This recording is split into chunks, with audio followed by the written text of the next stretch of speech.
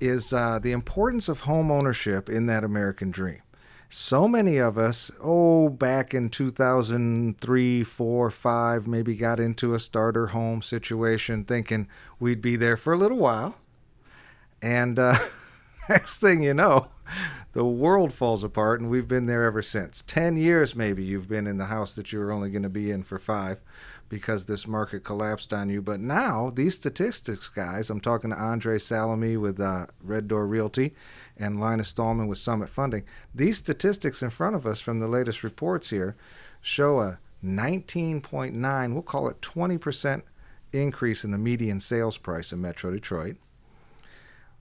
It's interesting. The transactions are a little bit down, Tina. Right. Did you notice that? Yes, a little bit. Just a tiny bit.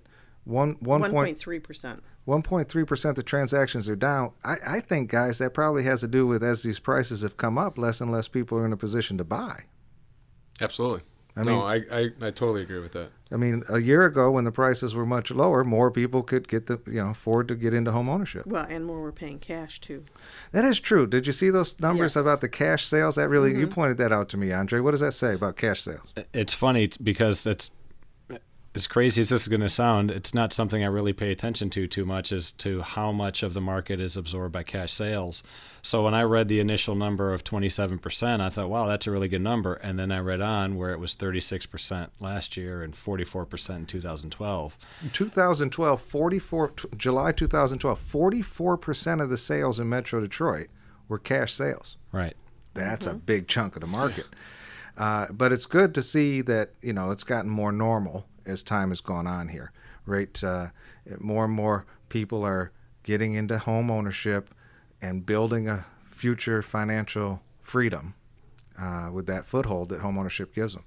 And I don't think there was really anything good about the crash, but I guess you could say if there's one thing that was good is people started to realize they shouldn't just pour all of their money into the house and have no reserves and no safety net. Yeah, the silver lining for me was more and more, as the prices crashed, more and more people could get into home ownership. That's true. People who were not in a position to buy finally got in a position to buy, and that's good for them. Yes. So that's silver lining. Silver lining reminds me of Honolulu Blue in silver. Yeah. Okay. Big All game right. tomorrow. Lions, let's Monday go. night. Okay, go get them, Lions. But I've got this question in my mind, Andre. You were telling me about a couple you're working with who have been in their home for a while, and as the prices have come up, they're thinking about selling and finally having a chance to do that move they've been wanting to do. Can you tell me that story? So it's funny because I sold this house and got a really good deal. And oddly enough, it was a short sale. Oh. But their situation was unique. They were about to get married. They each had a place to stay pretty much rent-free. And they wanted to wait for the dream home. And we found the one. Yeah. And they bought it at short sale prices, which were... Yeah. we know. And it's funny, we got to the closing table and signing the documents, and the minute they signed, they had 30% equity already in their home because the prices had started to come up. Wow. They went ahead and did a remodel and an addition onto their home shortly after that because they realized they wanted to start a family. And because of how they remodeled the home, they are now sitting at about 60% equity. Wow. And they're thinking, well, wait a second. Now we've got all this equity.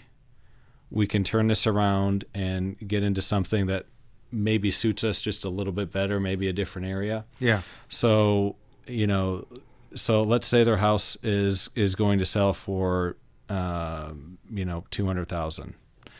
And they want to get into something that's, in the 400 range.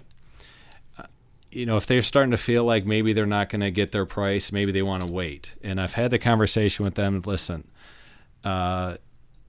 if you wait, we don't know what the market's going to do next year. Let's say that, if you want, what are you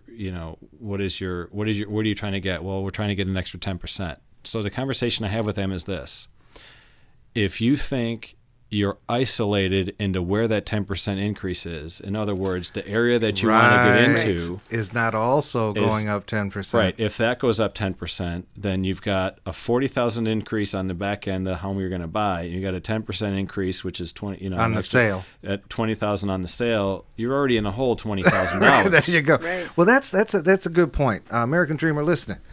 You may be even not quite out from under your current situation. Let's pick some numbers. We'll go with your numbers. $200,000 is what you need to be above water in your current situation. Let's say the market's only going to currently bring you 185, and you're thinking, I don't want to bring $15,000 to the closing table. That's terrible. And I agree. That is terrible to bring $15,000 to get out from under the home you're in, unless you're getting into a situation that's better for you. Here's how.